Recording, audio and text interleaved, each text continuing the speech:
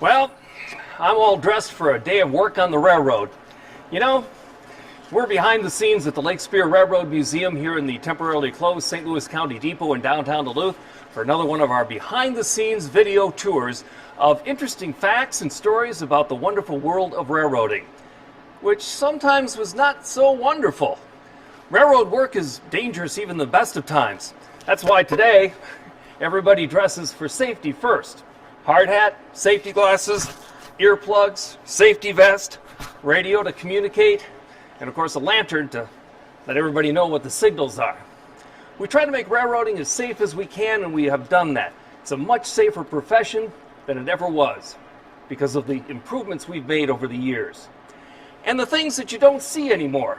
For instance, this cute little dimple here on the 2435 steam locomotive. Nice little indentation. That dimple would look cute on a baby's cheeks, but what's it doing on a front bumper of a steam locomotive? It was used for a very dangerous part of railroading called poling. Now, poling meant that you would put a wooden pole in this little indentation. And on boxcars, flat cars, gondola cars, there would be a similar indentation. And you would put the pole between the two cars. And the reason for that? Well, so that you could save time. Let's say that you're kicking cars. Now, kicking cars means that you've got a car that's being pushed by the locomotive, and you want it to go down a side track over there.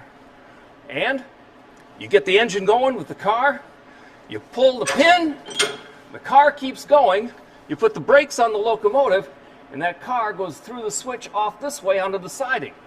Meanwhile, the switchman quickly reverses that switch, and the engine keeps going straight down the line.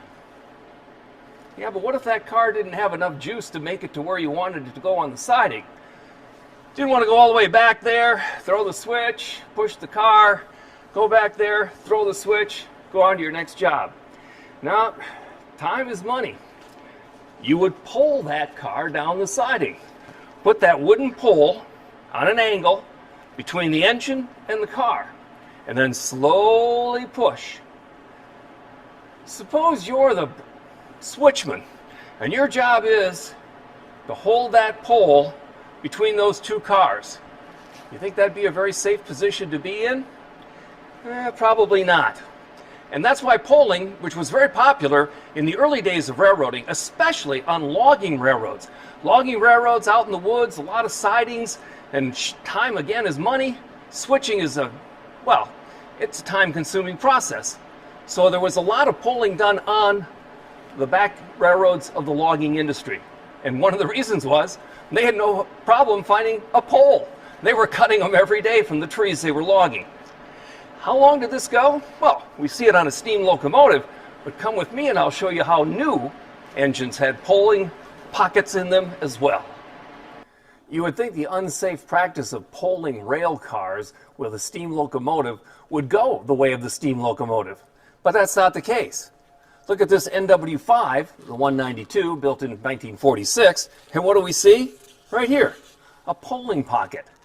So we know that in 1946 they were still building locomotives that had the ability to pull cars on a siding, or if they had fouled a switch and needed to be moved. It kind of fell out of practice though, because the person doing this started to get hurt and started to refuse to do it. What did the railroads do? Well, they invented poling cars. Specially built cars that had the pole on the side so that you could ride on the car being pushed by the locomotive and still pull cars on a siding or off a fouled switch. Keep in mind that that train car on the adjacent track has no one controlling it. There's no one to put on the brakes. There's no one to make sure it isn't going too fast. It's really out of control. Finally, the employees just said enough is enough. The guy on the ground, when told to pull a car, would look back at the engineer and go, "Hey, you do it."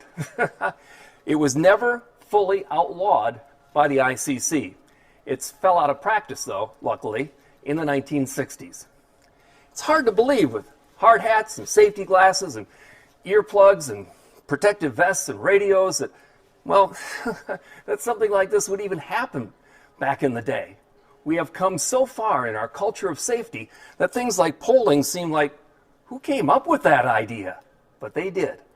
And we're much safer now that we're no longer doing it. You need to be safe, and you know what that means. You wash your hands, you cover your face. Remember, it's not a task to wear a mask, it's the right thing to do. And more importantly, after that social distancing, the thing you have to do most is take care of each other.